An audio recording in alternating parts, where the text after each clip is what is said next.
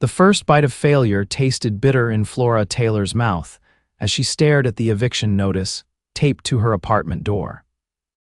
3 months behind on rent, her culinary school loans piling up, and now the final blow: the restaurant where she'd worked for 2 years had closed without notice, leaving her jobless in a city that devoured dreams for breakfast.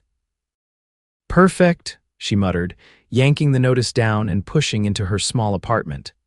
The space had once felt like potential, a stepping stone to her own restaurant someday. Now it just felt like one more reminder of how spectacularly her life plan had derailed. Flora dropped onto her second-hand couch, pulled her laptop over, and did what she always did in crisis: search job listings. Personal chef positions, catering gigs, even food truck opportunities, anything that would keep a roof over her head and allow her to cook. After sending out a dozen applications, her phone pinged with a notification that made her sit up straighter. A personal chef position had just been posted, offering triple her previous salary, accommodation included, for a private residence in Manhattan. The listing was light on details but heavy on qualifications, which Flora happened to possess thanks to her classical training. Without allowing herself to overthink it, she submitted her application and resumed. Within an hour, she received a call from a woman named Margaret, who identified herself as the household manager for the property. After a brief phone screening, Flora was invited to interview the following day. "You'll need to prepare a sample menu," Margaret explained. "Mr. Blackwell appreciates creativity but has certain dietary preferences. Nothing too starchy, minimal dairy, emphasis on lean proteins and vegetables." "Understood," Flora replied, already mentally cataloging recipes. "May I ask how many people I'd be cooking for?"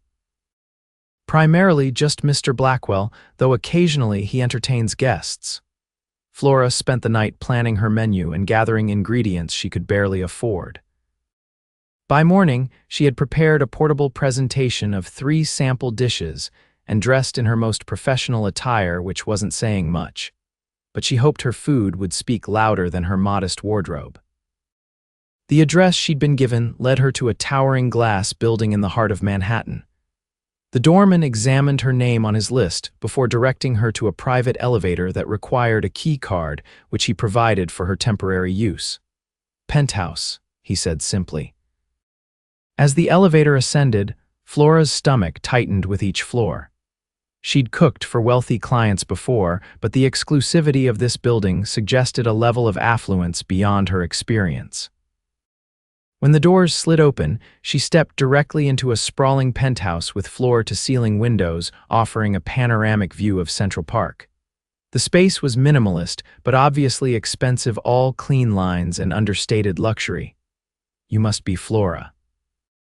She turned to find a middle-aged woman with a tablet approaching her.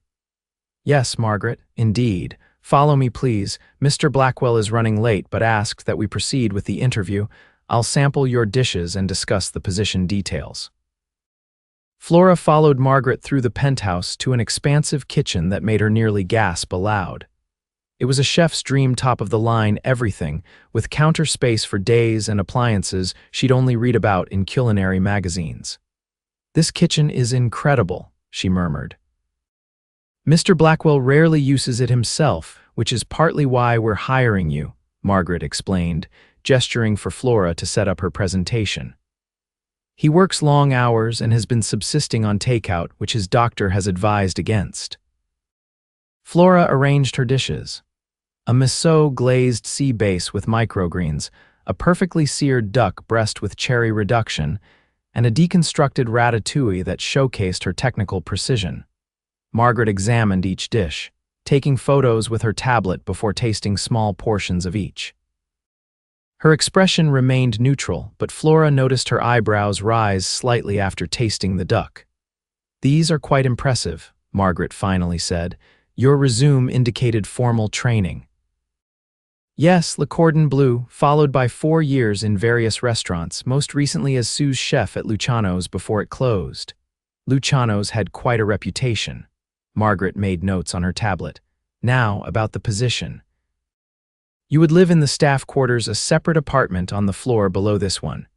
Hours would be flexible, depending on Mr. Blackwell's schedule, but generally breakfast and dinner daily, with prep for lunch he can heat himself.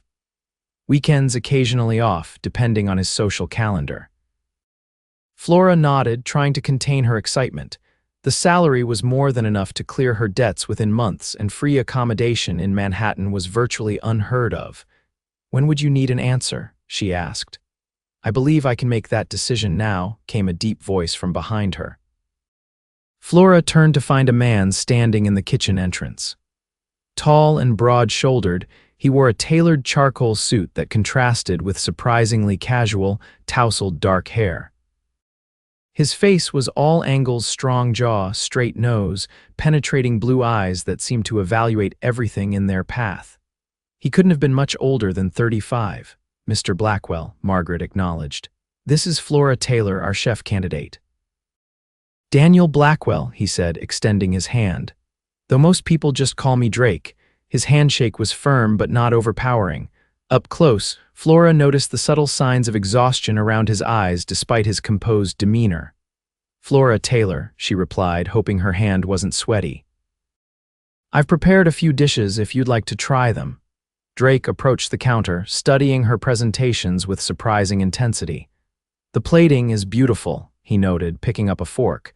He tried each dish methodically, his expression thoughtful. "The duck is exceptional," he finally said. "You've balanced the richness with acidity perfectly." He set down his fork. "Margaret, what do you think? Miss Taylor's qualifications are impressive and her food speaks for itself." Drake nodded once. "I agree. When can you start?" he asked, turning back to Flora. The directness caught her off guard. "I immediately, if needed." "Tomorrow," he decided.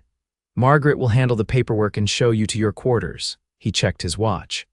"I have a conference call in 3 minutes. It was nice meeting you, Flora.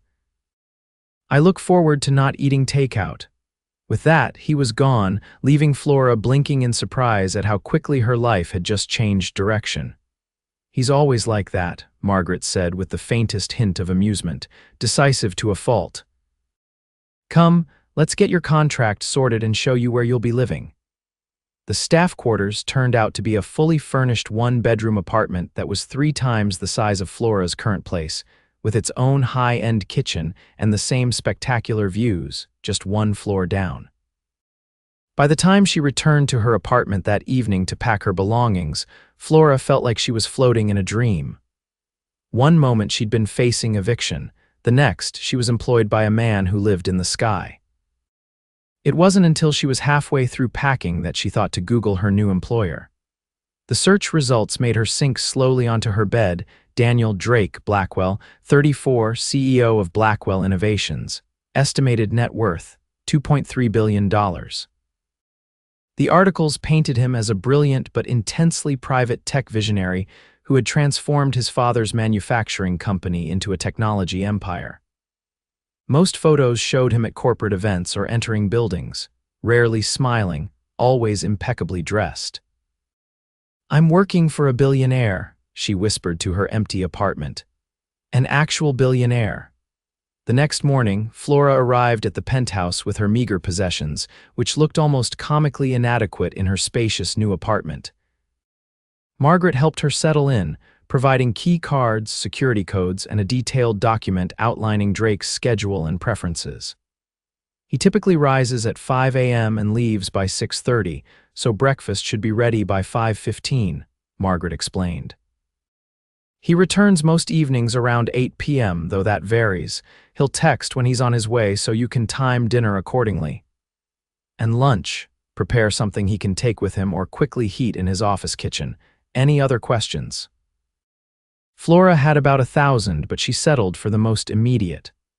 "What does he like for breakfast?" "High protein, low carb. He's partial to eggs but gets bored easily. You'll have access to order any ingredients you need. The building has a service for that. Just use the app on this tablet." Margaret handed her a sleek device. "Mr. Blackwell doesn't micromanage. He expects excellence but gives you freedom to achieve it however you see fit." After Margaret left, Flora spent the afternoon familiarizing herself with the kitchen and planning menus for the week. At precisely 8:13 p.m., her tablet pinged with a message. "Heading home. 30 minutes. Flora had anticipated this and already had dinner nearly complete. Herb-crusted lamb chops with a mint gremolata, roasted seasonal vegetables, and a quinoa pilaf that bent his no-starch rule without breaking it. By the time the elevator doors opened, everything was plated and waiting. Drake entered looking even more tired than the day before, his tie loosened and jacket draped over his arm. "Something smells incredible," he said by way of greeting, dropping his briefcase on a console table. "Dinner's ready whenever you are," Flora replied, trying to strike the right balance between professional and personable. He approached the kitchen island where she'd set his place, inhaling deeply. "This looks too good to eat." "That would defeat the purpose of hiring me," she said before she could stop herself. To her surprise, he laughed a genuine sound that transformed his face completely. "Fair point." He sat down and cut into the lamb. "Will you join me?" "I hate eating alone and I'd like to get to know the person feeding me." Flora hesitated, unsure if this crossed professional boundaries. "I didn't prepare enough for two." "Next time then," he said easily, taking his first bite. His eyes closed briefly. "This is remarkable." "Thank you," she replied, feeling a flush of pride. "Is there anything you'd like differently tomorrow?" "Just keep surprising me," he said, continuing to eat with obvious appreciation. "I've had personal chefs before, but they all fell into patterns. Same rotation of dishes, predictable flavors." "Culinary boredom is a tragic condition," Flora said with mock seriousness. "I'll make it my mission to prevent any symptoms." That earned her another smile, smaller this time, but somehow more genuine. Over the next 2 weeks, Flora settled into a rhythm, pushing herself creatively with each meal. Drake was an ideal client, appreciative, uncomplicated in his feedback, and surprisingly easy to cook for despite his dietary restrictions. She learned to read his moods by what he left on his plate. Stress meant more protein consumed. Exhaustion led to vegetables abandoned. Satisfaction cleared everything. They rarely saw each other beyond brief interactions at breakfast and dinner, but Flora found herself looking forward to those moments. Drake never ate without commenting on at least one element of the meal, and he seemed genuinely interested in her culinary perspective. On her first Sunday off, Flora returned from exploring the city to find a small wrapped box outside her door with a note. "A token of appreciation for the best meals I've had in years." Inside was an exquisite Japanese chef's knife that she recognized as costing more than a month's rent at her old apartment. The following morning, she used the knife to prepare his breakfast. A Japanese-inspired dish of miso, marinated black cod with a soft boiled egg and pickled vegetables. "Thank you for the knife," she said when he sat down. "It's extraordinary." "Your food deserves proper tools," he replied simply. "I noticed you eyeing my knife collection last week." Flora was surprised he'd noticed such a detail. "It's a very thoughtful gift." "I'm not usually described as thoughtful," he said with a self-deprecating smile. "But I'm glad you like it." He paused. "I'm having an important business dinner here tomorrow night, 6 people, including myself. Would you be comfortable preparing something to impress?" "Of course," Flora answered, already mentally sketching a menu. "Any dietary restrictions for the guests?" "None that I'm aware of. I trust your judgment completely." Those 5 words sent an unexpected warmth through her chest. The dinner party the next evening was Flora's first real test. Drake's guests were all tech executives with sophisticated palates, and she had created a 6-course tasting menu that showcased her range. As she served each course, she briefly explained the dishes while trying to remain unobtrusive. During the cheese course, she overheard one of the women at the table speaking to Drake. "Where did you find her, Drake?" "The Michelin Guide. This meal rivals anything I've had in Paris lately." "She found me, actually," Drake replied, his eyes briefly meeting Flora's across the room. "I just had the good sense to hire her." After the guests departed, Drake returned to the kitchen where Flora was cleaning up. "Leave that," he said. "You've done more than enough tonight." "It's no trouble," she insisted, continuing to organize Flora. Something in his tone made her stop and look up. "That was exceptional. You made me look good in front of people I needed to impress, and you did it with seemingly effortless grace." "Just doing my job," she said, though the praise warmed her. "No," he said, stepping closer. You're doing far more than that. His eyes held hers for a beat longer than necessary before he cleared his throat. Anyway, take tomorrow morning off. You've earned it. As he turned to leave, Flora felt a subtle shift in the air between them, something unspoken but undeniably present. That night marked a change in their dynamic. Drake began arriving home earlier, often working from the living room rather than his home office so he could talk with her while she cooked. She learned he had a dry, understated sense of humor that emerged when he was relaxed. He discovered she sang while preparing complex dishes, a habit she tried to break once she realized he could hear her. "Please don't stop on my account," he said one evening after she abruptly fell silent upon noticing him. "Your rendition of Sweet Caroline was the highlight of my day." "Cooking music is essential," she said, feeling her cheeks warm. "Different cuisines require different soundtracks." "What's Italian?" he asked, leaning against the counter. "Dean Martin, obviously, and French, Edith Piaf for classical techniques, Daft Punk for modern interpretations." He laughed, a sound she was hearing more frequently. "And what's playing now?" he asked, nodding toward her phone. "Ella Fitzgerald, I'm making comfort food tonight. You looked like you needed it when you came in." His expression softened. "That obvious, huh?" "You carry tension in your shoulders when meetings go poorly," she observed, then immediately worried she'd overstepped. "Sorry, that was presumptuous." "No, it's perceptive," he said quietly. "The merger I've been working on for months is falling apart." Without thinking, Flora reached out and squeezed his arm briefly. "Then you definitely need comfort food, pot roast with all the fixings." That night, Drake lingered over dinner, telling her about the business challenges he faced. Flora listened, offering occasional comments that made him look at her with surprised appreciation. "You understand business," he noted. "I understand people," she corrected, "and business is ultimately about people." He studied her thoughtfully. "You're full of surprises, Flora Taylor." The next morning, Flora was preparing his usual breakfast when Drake appeared in the kitchen, not in his customary suit, but in casual clothes, jeans, and a soft-looking sweater that made him appear younger and more approachable. "Change of plans," he announced. "I'm taking the day off." Flora raised an eyebrow. "In the 3 weeks I've worked here, you haven't taken a single day off." "Which is precisely why I'm overdue," he hesitated. "I was wondering if you'd join me. There's a farmer's market upstate I've been wanting to visit, and I thought you might enjoy selecting ingredients directly." The invitation caught her off guard.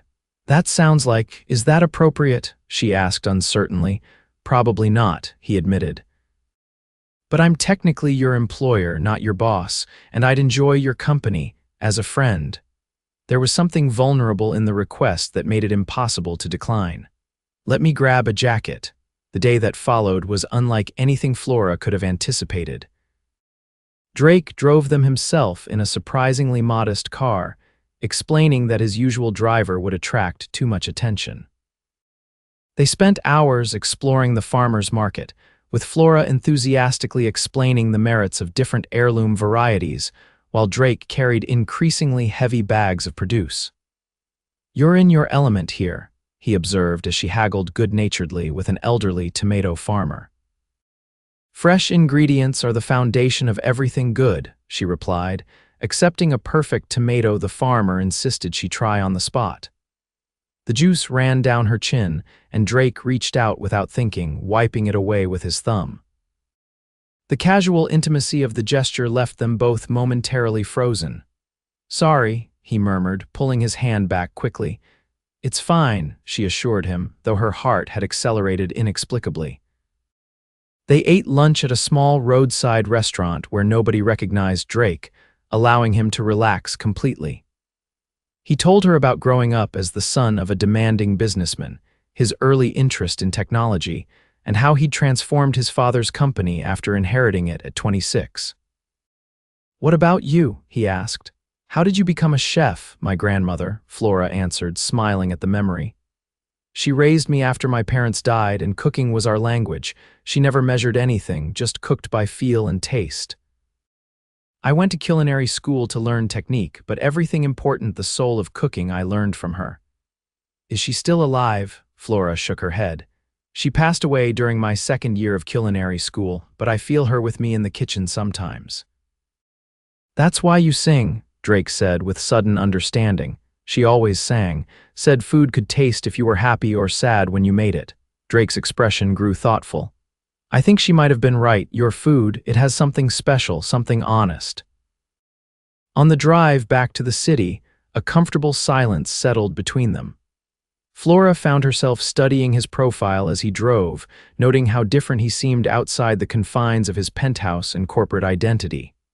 Thank you for today, she said as the Manhattan skyline came into view. I haven't enjoyed myself like that in a long time. Neither have I, he admitted, glancing over with a smile that made something flutter in her chest. We should do it again sometime. That evening, Flora prepared a farm-fresh meal using their market purchases. Drake insisted they eat together at the dining table rather than him eating alone at the counter as usual. The conversation flowed naturally, continuing long after the food was gone, until Flora realized with a start that it was nearly midnight. I should let you get some rest, she said, standing to clear their plates. Flora, Drake said, catching her wrist gently as she reached for his glass. Today was perfect, thank you. The warmth of his fingers against her skin sent a current up her arm. It was just ingredients, she deflected. No, he said softly. It was much more than that. The following weeks brought a subtle but unmistakable shift in their relationship.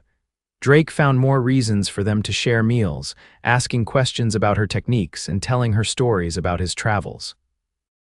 Flora found herself looking forward to his return each evening, planning dishes she thought would make him smile.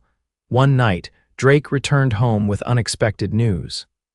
I've been invited to speak at a tech conference in San Francisco next week, he announced as she served his dinner. I'd like you to come with me, Flora nearly dropped the plate, to cook for you there, partially, he admitted. But also because I enjoy your company and hotel rooms are lonely. Flora felt heat rise to her cheeks. People might misinterpret. Let them, he said with surprising conviction. I've spent my entire adult life worrying about appearances and propriety. For once, I'd like to simply do what makes me happy. The implications of his words hung in the air between them. And what would that be? She asked quietly. Spending time with you, he answered simply. In whatever capacity you're comfortable with, Flora knew she should establish boundaries, maintain professionalism. Instead, she heard herself say, I'll pack my knives. San Francisco changed everything. By day, Drake attended his conference while Flora explored the city's renowned food scene, taking notes for future menu inspiration. In the evenings, they dined together at restaurants Drake had reserved, discussing their days like old friends or perhaps something more. On their final night, Drake took her to a tiny, exclusive restaurant overlooking the bay. As they finished their meal, he seemed uncharacteristically nervous. I need to tell you something, he said, setting down his wine glass. When I hired you, I was in a dark place. Working constantly, neglecting my health, disconnected from any real joy. Your food changed that first, but then. It was you, your perspective, your passion for life. Flora's heart raced as he continued. I know this complicates our professional relationship. I'm your employer and there's an inherent power imbalance there, but I can't pretend I don't feel something more than friendship for you, Flora. She took a deep breath. I've been fighting the same feelings, she admitted. It doesn't make sense, we come from different worlds. Yet we connect in ways I never have with anyone else, he countered, reaching across the table to take her hand. I'm not asking for promises, just possibilities. That night, they walked along the waterfront for hours, talking about everything and nothing. When they returned to the hotel, Drake walked her to her room door. No pressure, he said softly. Whatever happens next is entirely your choice. Flora studied his face, the face that had become so dear to her in such a short time. Then she reached up and kissed him gently. The touch of her lips against his seemed to release something in Drake. He pulled her closer, deepening the kiss with a tenderness that made her heart ache. When they finally parted, both slightly breathless, he rested his forehead against hers. I've wanted to do that since you corrected my pronunciation of Bouillabaisse, he confessed with a smile. That long, she teased. For me, it was when you knew the difference between Tailgyo and Tom Cheese, he laughed, tucking a strand of hair behind her ear. So we're both easily impressed. No, she said seriously. We both recognize substance when we see it. Returning to New York brought practical complications. Flora insisted on maintaining separate living spaces, unwilling to blur the lines of their professional and personal relationship too quickly.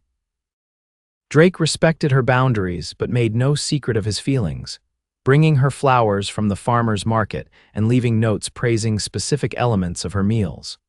2 months after San Francisco, Drake surprised her by appearing in the kitchen while she was preparing lunch. "I thought you had meetings all day," she said, pleased to see him nonetheless. "Cancelled," he replied, kissing her cheek. "I have a proposition for you." "Another farmer's market adventure? Something more permanent." He took a deep breath. "I'm opening a restaurant." Flora blinked in surprise. "You're what?" "A small place focused on sustainable ingredients and seasonal menus, and I want you to be the executive chef. Full creative control, partnership stake." "Drake, starting a restaurant requires, I know the failure statistics," he interrupted gently. "But this isn't about profit, it's about creating something meaningful, and I believe in your talent." "You'd be my investor, not my employer," she clarified, mind already racing with possibilities. "Partner," he corrected. "In every sense, if you'll have me," the implication was clear. "Are you sure about this, about us?" Drake took her hands in his. "I've never been more certain of anything. You walked into my life to cook meals, but you've nourished something much deeper. I love you, Flora Taylor." "I love you too," she whispered, the words feeling both terrifying and inevitable. "But a restaurant is a huge commitment. So is love," he said simply. "I'm ready for both." 1 year later, Honesty opened its doors in a converted warehouse space in Chelsea. The restaurant's name was Flora's suggestion, inspired by her grandmother's belief that food should be made with truth in your heart. The concept was simple but revolutionary. A chef's table experience where Flora created personalized tasting menus based on seasonal availability, with no fixed menu. Drake handled the business side, applying his technological expertise to sustainability practices that set new standards for the industry. On opening night, after the last guests had departed with satisfied smiles, Drake led Flora to the small private dining room where a single table was set with candles. "One more service tonight," he said, pulling out her chair. "I don't think I can eat another bite," she laughed, though she sat anyway. "Just one course," he promised, reaching into his pocket. "The most important one." When he knelt beside her chair, the small velvet box in his hand, Flora felt tears spring to her eyes. "Flora Taylor," he began, voice steady despite the emotion in his eyes, "you came into my life to feed my body but ended up nourishing my soul. You've taught me that true wealth has nothing to do with money and everything to do with connection. Will you marry me?" The ring was not the ostentatious diamond one might expect from a billionaire, but a delicate vintage band with a small pearl surrounded by tiny sapphires. "It was my grandmother's," he explained. "The only thing of hers I kept." "Yes," Flora whispered, cupping his face in her hands. 1,000 times yes. They were married 6 months later in the restaurant garden where they grew many of their ingredients. Margaret, who had watched their relationship bloom from the beginning, served as Flora's maid of honor. In her vows, Flora promised to always cook with honesty in her heart. Drake vowed to never take for granted the nourishment she brought to his life, in and out of the kitchen. As they shared their first dance as husband and wife, Drake whispered in her ear, "Thank you for taking that job." Flora smiled up at him. "Best decision I ever made." "Second best," he corrected, twirling her under his arm. "Saying yes to me was clearly the highlight." "Debatable," she teased, though they both knew the truth. Sometimes the most unexpected ingredients create the most perfect recipe, even when one of them happens to be a billionaire who fell fast for his personal chef.